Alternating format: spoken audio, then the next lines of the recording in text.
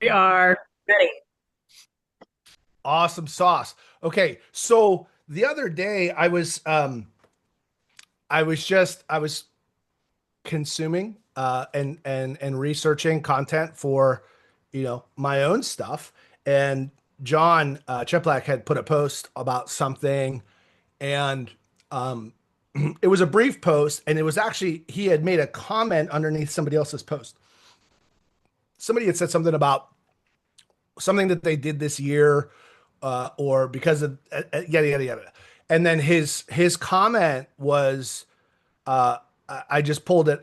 There was the quote inside the comment was something to the effect of, "Congratulations, what you discovered is there are no business problems. There are only personal problems that impede you from your business." And I'm like, ooh, that that struck a chord, right? Um, and I immediately was like, "Thank you, John, for 2025's quote of the year."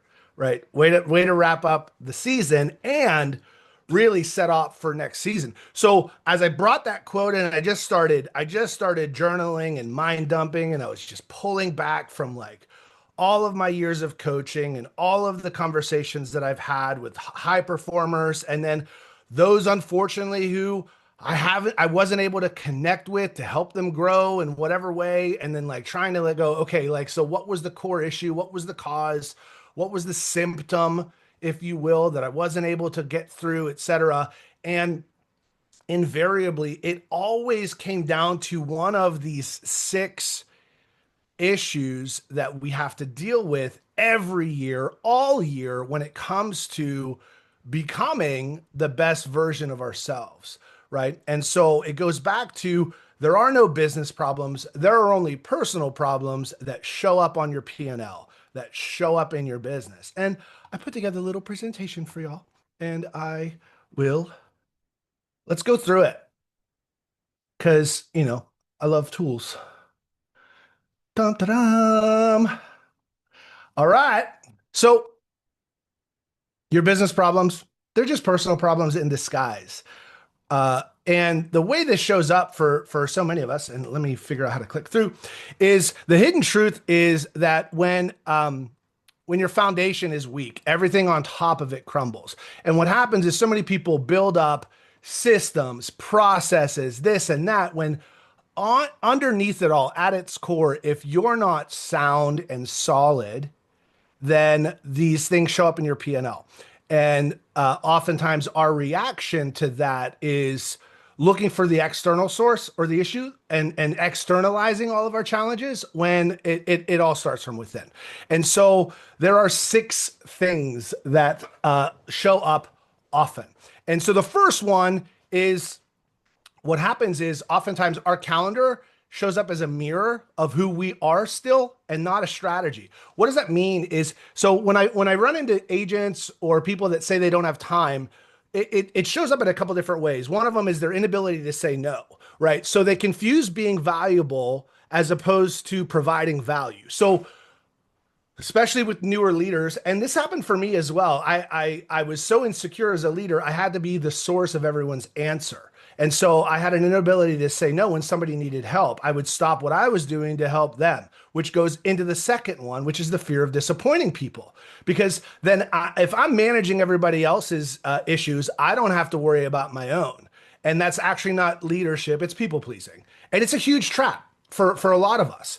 And then the third one is urgency over importance. And so many of us create complexity, create chaos to hide behind the chaos as to why we never hit our goal or never got anything done or never made any progress. So at the end of the day, it's less of a systems issue and more of a boundaries issue, masquerading as a time mismanagement problem. Remember, we talk about time management isn't about managing time. It's about priority and energy. It's about boundaries. It's about being able to say no. It's about not worrying about if you're going to disappoint somebody versus doing what's most important for you. So what happens is we live in avoidance, and that avoidance shows up as just being busy. I can't handle it. And so what happens is we're not having certain conversations. And those conversations are we're either not having the conversations with the people that we need to have conversations, and we just keep kicking that can down the road. Resentment builds, discontent builds until you can't do it anymore, right? There's partnerships that you may have outgrown that you're just not willing to have those tough conversations for, or maybe there's a pricing decision you're afraid to make, that price reduction or whatever you charge for your services, your commissions, or whatever that is. And then lastly, it may be a role that you should stop playing, right? As whether it's a support person, or for instance, like in my world, my avoidance was I was trapped in a team leader role where I felt completely lost because I was doing stuff for other people. I was people pleasing. I didn't want to make anybody upset, and I was sacrificing myself because of it. So that avoidance was masqueraded as I'm just doing my job, right? And the thing is that avoidance doesn't stay contained. It's not without casualties. It metastasizes into overwork, micromanagement, decision fatigue, and it spills out at home, right? Emotional volatility at home. And this is one of the most dangerous parts. The second massive issue when it comes to not hitting our goals because of our personal problems is that the reality is it's not discipline that drives execution, it's identity.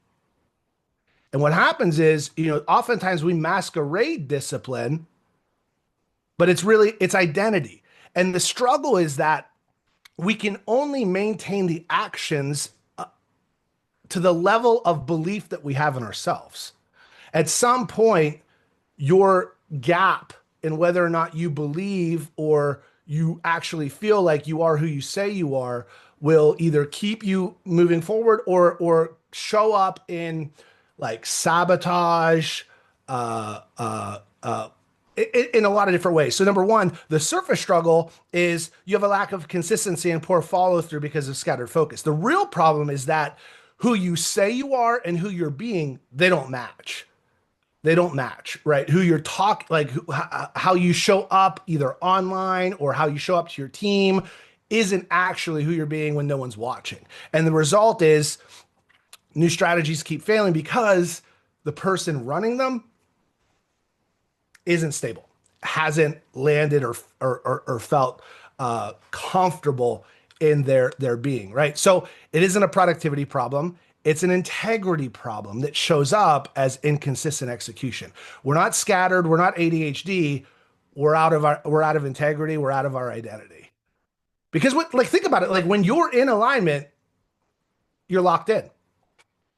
So the stress you don't process becomes a behavior, right? The thing is that like some people turn a moment into some people turn an interaction and a moment into a day. And if they keep replaying that story over and over, then all of a sudden it becomes a characteristic or a personality, right? So unresolved stress becomes behavior. So short temper, control or micromanagement issues. Every detail has got to be perfect. And if it's not done the way you want it, then we take massive affront, or we put all this other story around it. We do numbing behaviors, scrolling, drinking, distractions, anything to avoid dealing with the silence of where the truth is. This is one of the most interesting things. The people that are hiding behind the busy are terrified of the work, and that work happens in the silence, because then they have to deal with who they really are, and there's nobody else to point a finger at or blame. And then the emotional absence. So you're present, but you're checked out. You're there, your body's there, but you're not there, right? Like the presence over presence. So when you can't compartmentalize, your nervous system shows up to work with you every day.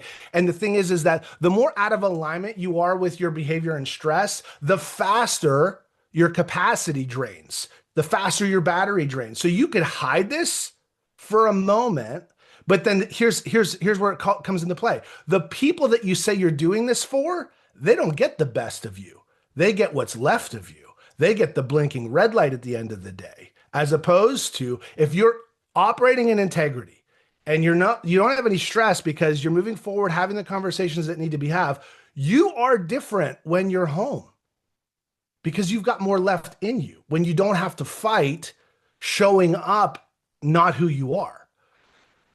So what happens is people with chaotic businesses, people that like have a badge of honor for never sleeping, constantly working. So the grind and hustle culture is symptomatic of people not willing to do the work. And they hide behind, I'm busy, I do 3, 4 hours of sleep. Cool, bro. That's not the life I want. I don't care. The only thing that's full in your life is your bank account, your relationships, your health, your mental health. That's not what I want. I don't want to emulate that. And one of the core reasons is that.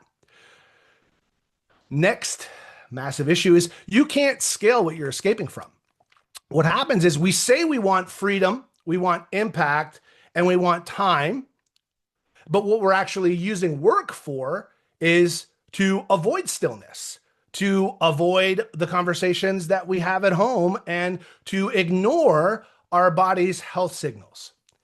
So, like, what's interesting is that when you use work as an escape, and in our world, it's really easy to justify the escape as, like, I'm doing this for my family. It's only we've got to sacrifice or counterbalance. And underneath a lot of it is actually everything on the right-hand side. It's what are you using work for? Oftentimes it's to avoid being alone with your thoughts. It's to avoid actually dealing with the relationship issues that you might be having and ignoring the health signals, right? High blood pressure, lack of sleep, anxiety, weight gain, weight loss, like all of the things, right? I don't have time to work out. I got to do this. I got to do this. And then I got this. I don't have time to eat healthy. I just got to grab and go, right? What you do is if you don't have time to, when you use work and as escape, you don't actually build a business, you build a bigger and more expensive cage. And then we can label it success from an outside vanity metric as opposed to a quality of life metric.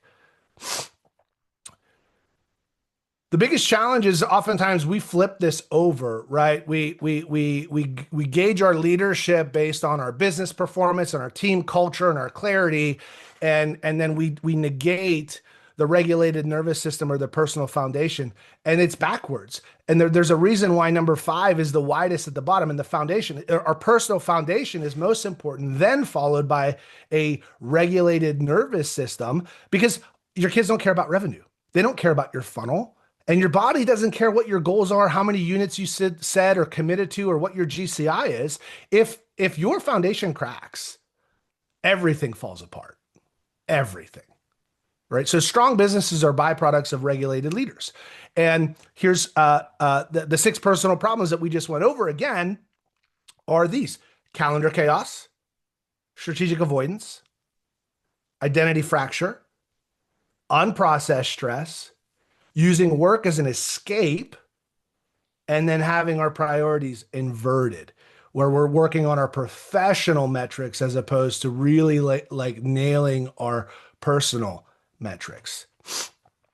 So the thing is that your business isn't broken. It's just responding perfectly to who you've been required to become in order to survive. And so this is that like light at the end of the tunnel moment. It's like, hey, if any of these things resonated with you, and if any of these things you're like, I know Matt's doing a presentation for everybody, but I feel like he did this specifically at me and I don't really like it right now. That's not it. I've owned every single one of these things. I wrote a book on 3 of them. So please know that this is a personal journey that I'm sharing. And if it resonates with you, beautiful, you're in the right room, and it's not your fault. It's who you had to become in order to survive. The good news is it can be fixed, right? But it can't be fixed with a new strategy, another framework, another system, another tactic, another whatever, fill in the blank. Avoidance isn't fixing, right? You can't be fixed by using the same person. The thing is that everything you layer on top of still has the same fears, the same patterns, and the same deregulated nervous system. What you'll find is your issues that you had before will follow you here and there, and with that tool, and with this, and with this. And then what happens is we have this career of repeating year after year after year of similar challenges, similar issues, which is the same results. Different wrapping paper, same present. Different CRM, same challenges. Different clients, same hustle, stress, anxiety. And it's when you're working on fixing the business without fixing the person. One of my favorite quotes is, "All you're doing is rearranging chairs on the Titanic. It just looks different, and yet it's still going down." So if this hits, you're ready. And I know we put out business plans on these metrics. You now need a personal plan that goes along with your business plan. And your personal plan should hit any one of these 6 areas, 3, 4, a few of them. I don't know, whatever it is. So your business will never outgrow your limitations, but your personal growth can transform your business. I mean, John Maxwell wrote a book on the law of the lid, and Jim Rohn says you'll never out earn your personal development. It'll always come back. It's like a mental thermostat, if you will, right? So I'd love your take. What did you hear? I'd love to hear what showed up for you in this conversation, because I feel like this is one of those conversations that no one's having and needs to be had.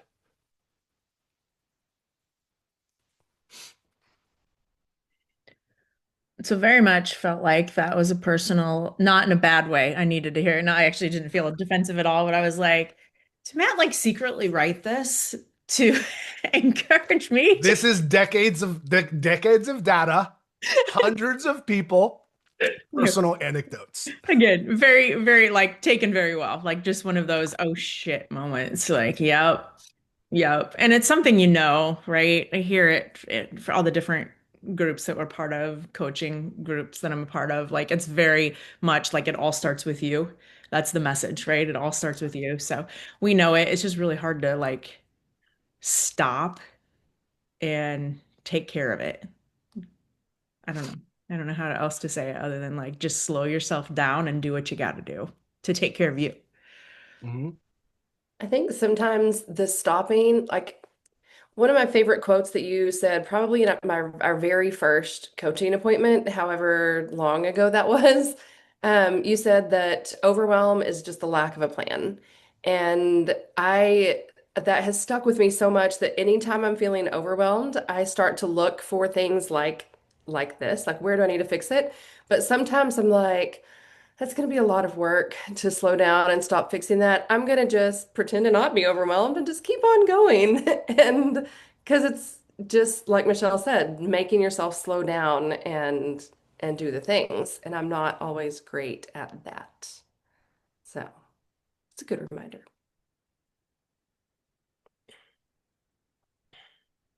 Just settle into that comfort zone, even though it makes you miserable, right? The discomfort Well, zone. it's But for like, like it's the discomfort zone. The comfort zone can be toxic, yeah, that's what I mean right? is like we settle into that comfort zone because Oh, that's yeah. what we It's what know. we've And like, created. like It- the we're so afraid of pain and what could be on the other side that we just want to stay where we're comfortable, even the if. greater pain always wins, Mhm. right? And it's that fear. So, and it stems from right? So, like, think about it, right? For those who've created something from nothing, the anxiety, the stress, the fear of having nothing is so great that we're willing to do whatever it takes to create something. And then once we've created something, our psychology is attached to having to be in the stress and the chaos of creation. Otherwise, if we let go of that, where does our brain, what's the story or the journey that our brain has around if I'm not in chaos and I go back to comfort, what was my life like before the chaos? Well, it was extreme massive pain, anxiety, scarcity, and lack. So guess what? We've created this abundance, but now psychologically, we've also wired ourselves to believe that In order to not go back to that, we have to stay in chaos. We have to stay in um, that fight or flight, that adrenaline of the hunt, as opposed to, okay, if I build out the systems and the models and the leverage to start doing stuff without me, I can now I've earned the right to be able to work on yourself a little bit more, develop, go on more vacations with your spouse and your partner and your family, um, whatever that is. Meditate, take some silence time, right? Whatever that is. Um, this is this is a big topic, and it's one that I'm staring at, going, okay. So, like, if you look at the six, if I go back to, let me go back to it real quick. Let me go back. If you take a look at the six and just put a, like, if you had to scale them from 1 to 10, with 10 being it's the number one thing that gets in the way of me feeling like I've got any control or growth, and one being, no, I feel like I'm pretty good here. Like, if you had to, like, give yourself a score for all of, let's just take, we've got 4 minutes here. Take 2 minutes right now to take a look at all six of these. So is your calendar a reactive? Is it reactive? Is it scattered? Do I have no boundaries? Does anyone get to take time off of that? Or do I protect those time slots, like, unapologetically, regardless of who calls or what happens? Right. 10 is anyone can get me at any time, regardless of what I said I was going to do. And one is I live my calendar with, like, metal guardrails. Right. So what's that? And then strategic avoidance. Do you find yourself pushing off conversations that need to be had? Right? Are you addicted to the weird?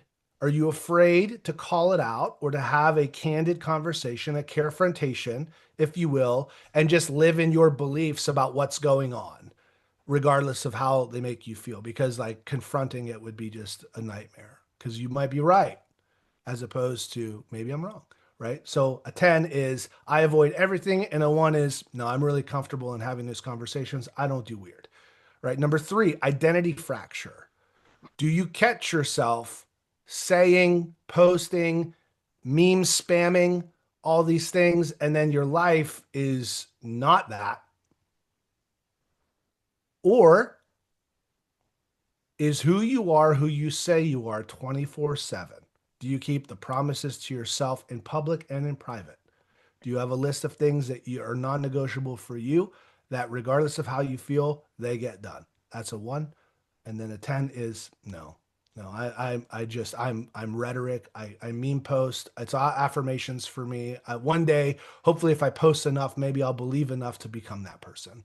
Number 4, do you unprocessed stress? Do you have do you lash out? Do you catch yourself doom scrolling, avoiding, eating, drinking, sleeping, as opposed to, right, because of the unprocessed stress? Are you short with your family and significant others?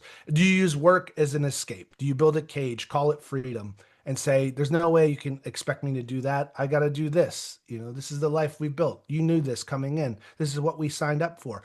FYI, no one signed up for this. The people that you say you're doing this for, they didn't sign up for this. Ask them. Ask them. And then lastly, inverted priorities, right?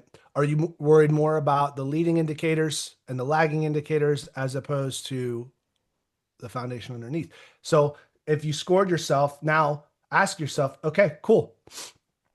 Which one's the highest? Which one's the highest score? Great. What do I got to do to make leeway into that score? Who do I have to become? What do I have to, like, evaluate?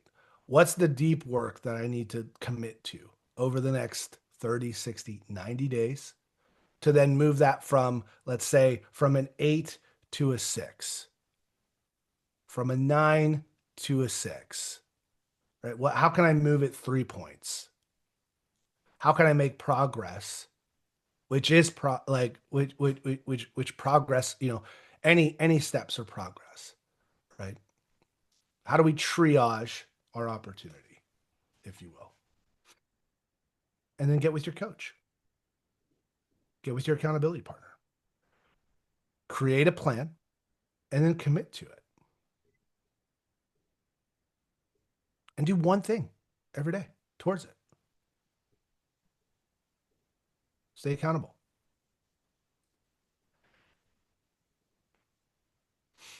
Other final thoughts, ahas, because we're right at time. We're right at time. Yeah, Happy New Year, you filthy animals. I wanted to set this off before we go into this season of new beginnings and new commitments. And it's like, if you don't change the tires on your car, it doesn't matter if you got a new engine, you're going to go off the road.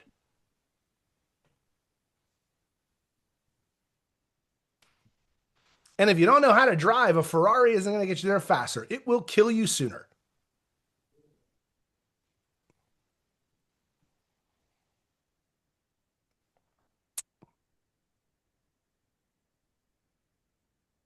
No, nothing else. Kyle said something to me this weekend that was a gut punch. And he Who said, did? Kyle, my husband, Okay. he Yeah. said, your work is your hobby. We were talking about hobbies and different things. And he said, your work is your hobby. And he didn't say it like spiteful or anything, like just understanding, like I love what I do. But it really hit me in the gut. It really hit me in the gut. So this But what is about like golf? And what about trampolining? And what about Skydiving. what about bounce therapy? bounce therapy is good. It's so funny how like I can look back at the last 30 days and see how far off track I got. You get in like a stressful mode and then everything else just disappears. Bro, I get it. So apparently I need to get back into my Jump trampoline. therapy. Brooke, Ramil, anything? I mean, I think that's really good because I do agree. Like, I don't even think I've checked like all areas of like, you know, of what you put up there. We're out of town right now, so there's like a lot of people coming and going. So it was like I actually would like to go back and rewatch it. Okay. So I mean like just so I can like because at first I was on my phone and I switched to my computer, but no, I think it's really good because like you said, if you like if you don't change the tires, like if you don't change what you're doing, like you're just gonna you're not working with like the full toolbox. So I appreciate your time doing this. I appreciate you being here.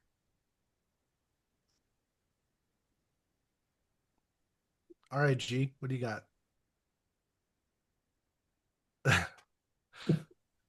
Yeah, for me, I guess the if I had to pick one that stood out the most, it was the identity one where it's like you're not saying that I post a bunch of affirmations or anything like that, but I just think that ultimately like I'm working on getting to a version that, kind of believes uh, Mhm. where I want to go or what visions I have, things like that.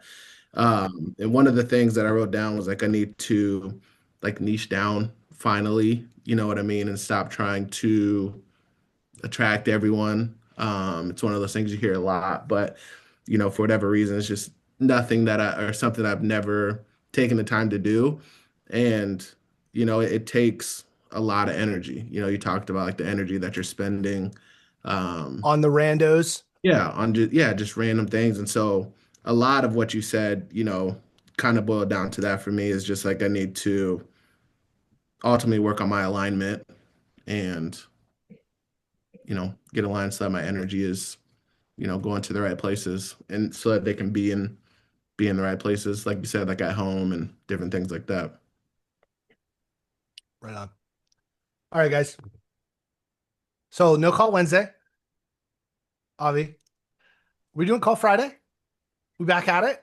We are because that's what I put on our Facebook page was just no call Wednesday. I saw that. We'll So be it'll here. be the first call of the year. new identities, new foundations, rocking and rolling. I'd love for everyone on the call to have their goals, to be able to declare them on Friday's call with clarity and why they're important to them, why it's a non-negotiable in their world. So the Mando Gratos are going to be Mando Golos. I like it. Mando Golo. You only want professional ones or No, I didn't say that. personal Why'd you ones? say that? Yeah. That's a limiting belief. No, I just want to know. No, I want to know about all your goals. I Oh, want to know okay. what's important to you, Okay. Brooke. Just want to make sure. Don't want to be coming out there telling you I want to do 12,000 steps a day if you're like, I don't care. Then no, that's foundational. Today's call says that's important. All right, y'all. Listen, have an amazing Monday. Work hard. Listen, you guys, open season right now. 98% of the agents out there are not working these next 3 days. Guess what? It's yours. It's yours if you want it, man. Also, for those that also prospect expireds, guess what? Christmas is coming. Rest of the year. Bam, bam, I'll bam. see you at a front doorstep.